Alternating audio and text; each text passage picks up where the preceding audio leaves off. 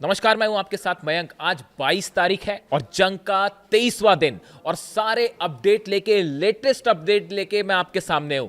देखिए, जो खबरें आ रही हैं इजराइल से, ईरान ने इजराइल पर अब तक का सबसे भयानक हमला किया है। इस वक्त की सबसे बड़ी खबर आ रही है इजराइल से, जहां पर ईरान ने इजराइल के डिमोना में 7 मिसाइलें दागी हैं। डिमोना वो जगह है जहां पर इजराइल का न्यूक्लियर सेंटर है। बिल्कुल ठीक सुना आपने, डिमोना वो जगह है जहां पर इजराइल का शिमोन पेरेज न्यूक्लियर सेंटर है। और बताया जा रहा है, जो तस्वीरें सामने हैं, कि ईरान ने 7 मिसाइलें दागी एक के बाद एक डिमोना में, जिससे वहां बड़ी तबाही की खबरें आ रही हैं। बताया जा रहा है कि वहां सैकड़ों लोग घायल हैं और कई लोगों की मौत की भी खबरें हैं। देखिए, एक के बाद एक कुछ घंटे के अंदर ही 7 बार हमले हुए हैं डिमोना में। और अभी देखिए, जो सबसे बड़ा सवाल यह है कि क्या इस न्यूक्लियर सेंटर के ऊपर भी मिसाइल गिरी है? क्या इजराइल का यह न्यूक्लियर सेंटर तबाह हुआ है या उसके कुछ हिस्से को क्षति पहुंची है? इसके बारे में अभी कोई पुख्ता जानकारी सामने नहीं आई है, किसी तरह का क्लेम सामने नहीं आया है। लेकिन एक बात साफ है, अगर इजराइल के इस न्यूक्लियर सेंटर पर खुर्रम शहर 4 जैसी मिसाइल गिर जाती है तो पूरे इजराइल को तबाह होने से कोई नहीं बचा सकता। इतना भयंकर रेडिएशन होगा कि शायद इजराइल का नामो निशान मिट जाए। देखिए, अभी जो खबरें और तस्वीरें सामने आई हैं उसके मुताबिक दिख रहा है, जो विजुअल्स में, कि एक बिल्डिंग के ऊपर आकर मिसाइल गिरी और वहां भयंकर धमाका हुआ। ये डिमोना की तस्वीरें हैं। देखिए, इजराइल का के 5 डिफेंस सिस्टम डिमोना में लगे हुए हैं ताकि यहां पे किसी तरह की मिसाइल ना गिरे, लेकिन उसको सबको फेल करते हुए, आयरन डोम को फेल करते हुए, arrow, David sling, third, patriot, सबको पीछे छोड़ते हुए इजराइल के इस न्यूक्लियर सेंटर के पास भयंकर धमाके हुए हैं और 7 मिसाइलें गिरी। और सबसे बड़ी बात देखिए, गौर करिए, कल नतांज पे हमले हुए थे, ईरान के न्यूक्लियर सेंटर पे हमले हुए थे, उसका बदला ले लिया ईरान ने और डिमोना सेंटर पर भयंकर हमले कर दिए। देखिए, ऐसा लग रहा है कि ईरान हर चीज का बदला ले रहा है। ईरान की गैस और ऑयल फील्ड्स पर हमले हुए, नतीजा यह हुआ कि अरब में जो है वो जितने गैस के और तेल के ठिकाने हैं वो सब जलने लगे। ईरान के बेसिस पर हमले हुए, एयर बेसिस पर हमले हुए, उसका नतीजा यह था कि डिएगो गार्सिया पर उसने 2 बड़ी मिसाइल्स अपनी दाग दी। और अब जिस तरह से नतांज पर कल हमले हुए थे और रात होते होते उसका भी बदला ईरान ने लिया और डिमोना रिसर्च सेंटर के ऊपर हमले कर दिए गए। अब सवाल यह है, देखिए एक बार फिर जो खबरें आ रही हैं उसके मुताबिक ईरान के पास पूरी जानकारी थी डिमोना न्यूक्लियर सेंटर का, जो नेगेव डेजर्ट में है, शिमोन पेरेस न्यूक्लियर सेंटर, इसके नक्शे की जानकारी थी, इसकी पूरी स्ट्रेटेजिक लोकेशन की जानकारी थी और बहुत ही सटीक तरीके से ये हमले किए गए। अब देखना यह है कि इस बारे में आईएईए का क्या बयान आता है और इजराइल में की तरफ से क्या बयान आता है। देखिए, कल जब नतांज पर हमला हुआ उसके बाद ही इजराइल घबरा गया था। इजराइल की तरफ से इस तरह से बयान आ रहे थे कि हमने नतांज पर हमला नहीं किया, और वो इसके लिए अमेरिका पर आरोप लगा रहा था। यानी तभी ये बात साफ हो चुकी थी कि अब इजराइल इस जंग को हार रहा है और डरने लगा है ईरान से। और देखिए, उसके बाद यही हुआ, ईरान ने एक के बाद एक 7 मिसाइलें दागी डिमोना पे और सब की सब मिसाइलों ने हिट किया है। डिफेंस सिस्टम पूरी तरह से फेल हो गया। अब अगर यहां से किसी तरह का रेडिएशन हुआ है या इस तरह की खबरें आती हैं कि रिसर्च सेंटर के ऊपर मिसाइल गिरी है, तो इजराइल में भयंकर रेडिएशन हो सकता है और बहुत बड़ी कैजुअलिटी भी हो सकती है।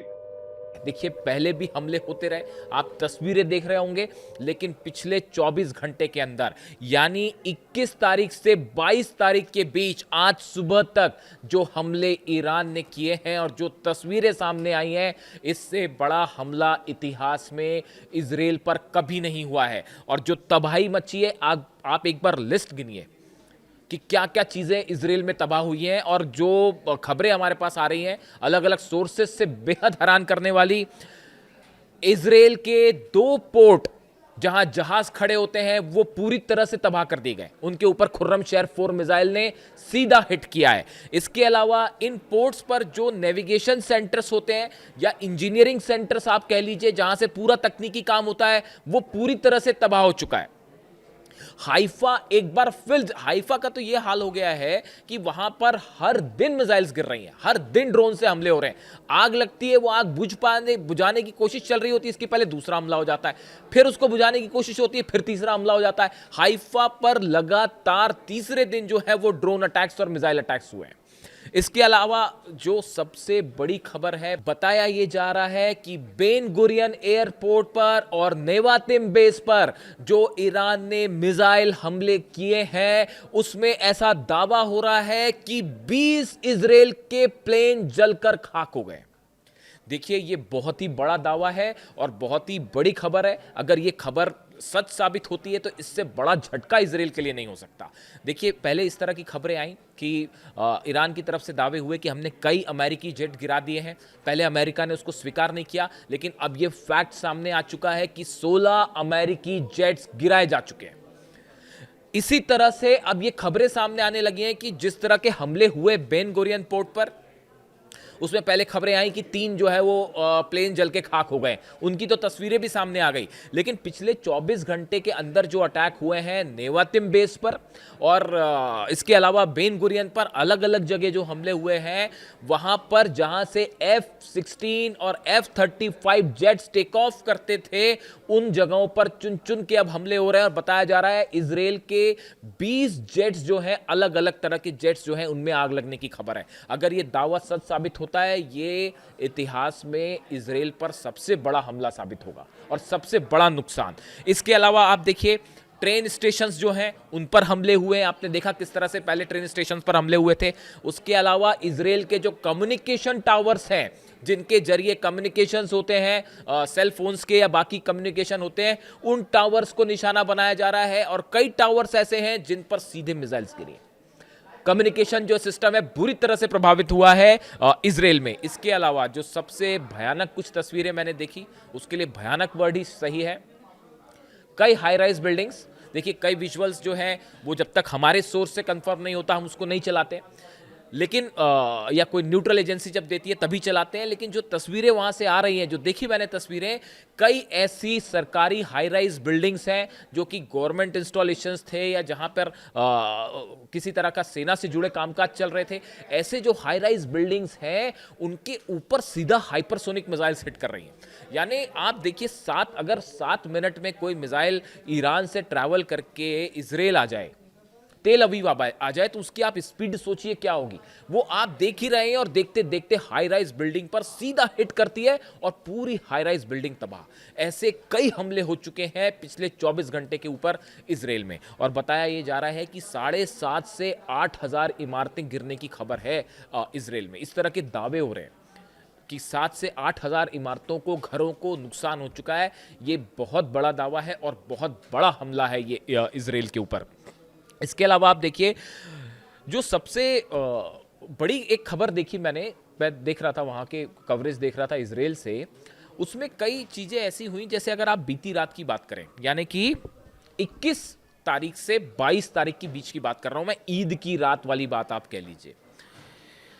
इजराइल पर जब हमले शुरू हुए रात के समय, जब दिन में हमले हो रहे थे तो हो ही रहे थे, इजराइल में जब हमले शुरू होते हैं तो रात को, बीती रात करीब 10 बजे एक मिसाइल की लहर आती है, जिसमें खुर्रमशहर 4 मिसाइल्स फायर की गई और अपने साथ वो 80-90 जो है वो बॉम्ब्स भी लेके चल रही है, क्लस्टर बॉम्ब्स भी लेके चल रही है। तो 10 बजे पहला हमला होता है। उसके बाद सब कुछ रुक जाता है, सब कुछ शांत हो जाता है। देखिए, मिसाइल गिरना गिराना जो है वो चंद मिनटों का खेल होता है, वो उसमें खत्म हो जाता है।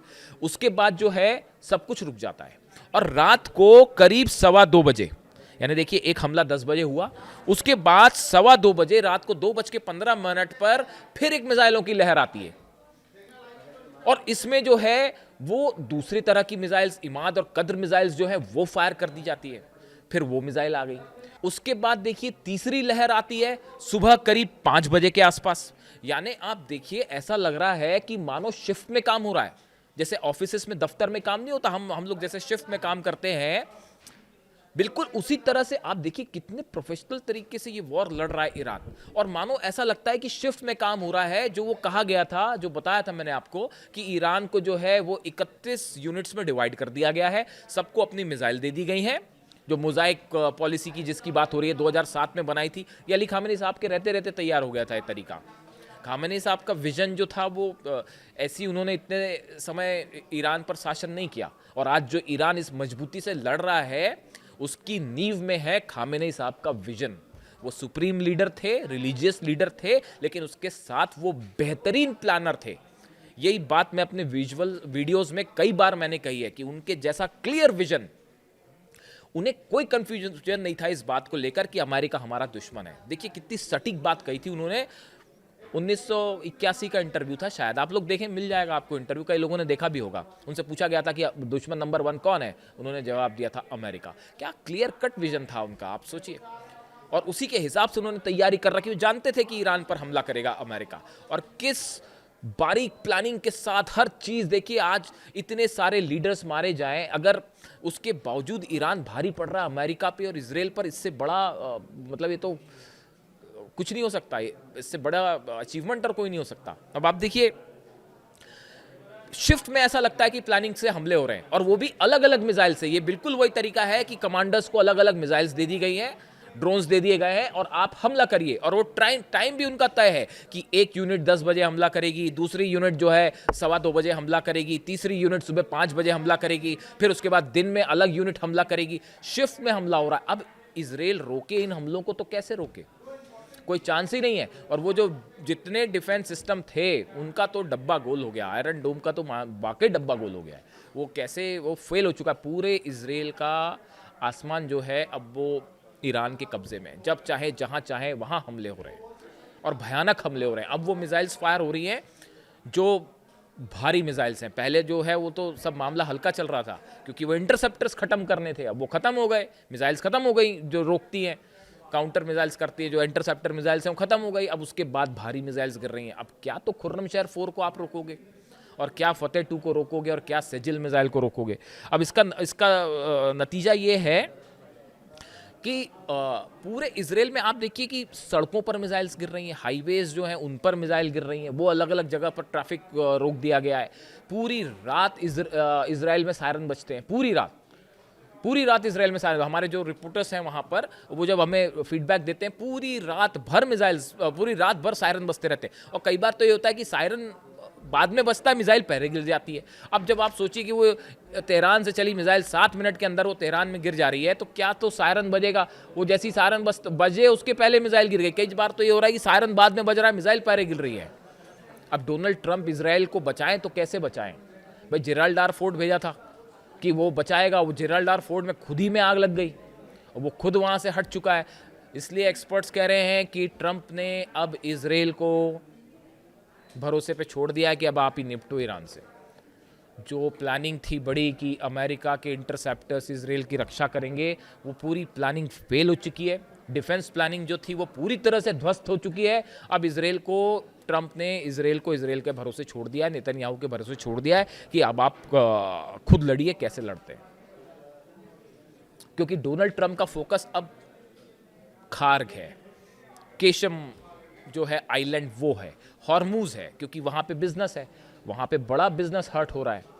और ईरान ने जो है अपना जो फॉरेन पॉलिसी, आप देखिए बेहतरीन फॉरेन पॉलिसी का परिचय दिया जा रहा है, एक्स्ट्राऑर्डिनरी। आप देखिए कि जंग भी हो रही है, उसके बीच में ईरान का इस्लामिक देशों से ये कहना कि आप एक इस्लामिक यूनियन बनाइए और मिल के काम कीजिए।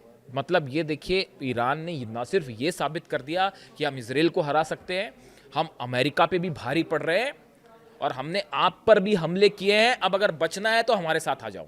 ये पॉलिसी है ईरान की, बेहतरीन रणनीति। आप देखिए कि कल जिस तरह से ईरान के राष्ट्रपति मसूद पेजेश्कियान साहब ने जो ये प्रस्ताव रखा कि एक इस्लामिक देशों की एक यूनियन बननी चाहिए जो चीज़ों को लेकर फैसला करे, और उन्होंने कहा कि आप जो है वो हमारे साथ आ जाइए, क्यों मिसाइल खा रहे हैं आप।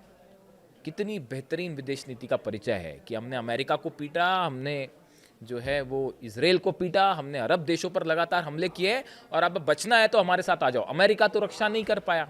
अमेरिका की जो डिफेंस पॉलिसी थी कि अरब देशों की रक्षा करनी है, वो तो धुआं धुआं हो गई। क्या यूएई, क्या सऊदी, क्या जॉर्डन, क्या बहरीन, क्या कुवैत, आप गिनते जाइए, कुछ नहीं बचा ऐसा। सब जगह हमले हो रहे हैं। जब अमेरिकन बेसिस नहीं बच पाए तो इन देशों को कैसे बचाया जाएगा? तो अब वो डिफेंस वाली पॉलिसी कि अमेरिका रक्षा करेगा, वो पूरी तरह से ध्वस्त हो चुकी है। वो तभी ध्वस्त हो चुकी है। अब ये ईरान ने कहा है कि ठीक है, हमारे साथ आ जाओ तो हम हमले नहीं करेंगे, वरना जिम्मेदार आप। तो ये हाल था इजराइल का और अरब का। अगले वीडियो में मैं बात करूंगा कि कैसे हॉर्मूज में ग्राउंड जंग हो रही है और ट्रम्प का प्लान क्या है। इससे जुड़ा जो भी अपडेट होगा आप तक पहुंचाऊंगा। और वीडियो कैसा लगा कमेंट करके ज़रूर बताइए। मैं आपका हर कमेंट पढ़ता हूं। कई बार वक्त ना होने की वजह से जवाब नहीं दे पाता, लेकिन आपके सब कमेंट पढ़ता हूं। और ईद पे आपने मुझे इतनी सारी बधाइयां दी हैं, इसके लिए आपका दिल से बहुत बहुत शुक्रिया। और खामनेई साहब का ना होना ईद पर, मैं पहले पिछले वीडियो में भी ये कह चुका हूँ कि ये बेहद दुखद, इससे अब क्या कहा जाए। लेकिन मैं एक छोटी सी बात आपको कहना चाहूँगा कि ये अली खामेनी साहब के वीडियो में अब आज भी देखता हूँ, जितनी तस्वीरें थी वो कल सब आंखों के सामने थी। उनका वो फटा हुआ उधड़ा हुआ कुर्ता पहनना, वो बताता था कि कितनी सिंप्लिसिटी के साथ वो रहते थे। छोटे बच्चों से उनका गले मिलना, किसी शहीद के बच्चे का दौड़ के उनको गले लगाना, वो सब तस्वीरें ईद के मौके पर आंखों के सामने थी। खैर, आपका बहुत बहुत शुक्रिया आपकी बधाइयों के लिए। वीडियो कैसा लगा ज़रूर बताएं। Thank you so much.